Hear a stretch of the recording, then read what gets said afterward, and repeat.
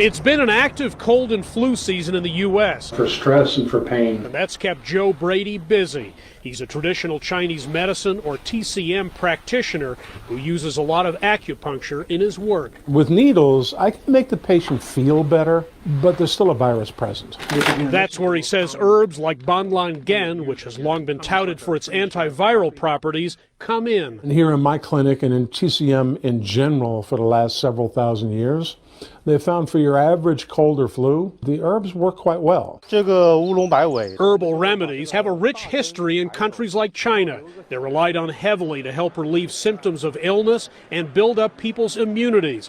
Experts say herbs have been a treasure trove for modern medicine. And out of them, we've come up with new drugs like malaria drugs, for which the Nobel Prize was awarded to a Chinese scientist several years ago. Now, with the Chinese government's backing, herbal medicines derived from plants, flowers, and dried fruit have assumed a key role in the fight against COVID-19.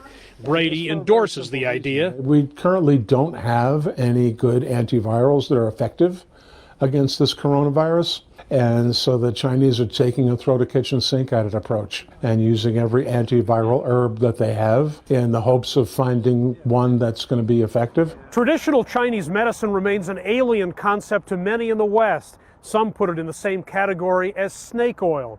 Herbs also haven't been subjected to the kind of clinical trials that Western drugs have. Simply trying any traditional medicine that's potentially out there is probably not the wisest thing to do. David Kroll with the University of Colorado's Skaggs School of Pharmacy says coronavirus treatments should be carefully chosen. Just using anything and everything against it has the potential for causing side effects that are worse than the disease itself. If they can isolate one or two of these herbs that seem to be more effective, well, that gives an opportunity for the scientists down the road to figure out what the active ingredient was. Brady says herbs showed some positive results in the fight against the SARS coronavirus in 2002 and 2003, but freely admits more study needs to be done.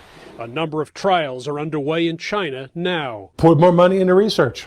Yeah, I'll be happy with that. In the meantime, he says, Western medicine can help patients in ways traditional Chinese medicine can't. It's handy to Western style be able to stick a needle in their arm and force the fluids into them with an IV. There's a role for both styles of medicine, Brady argues, as doctors and scientists work overtime to try to tame this very serious disease.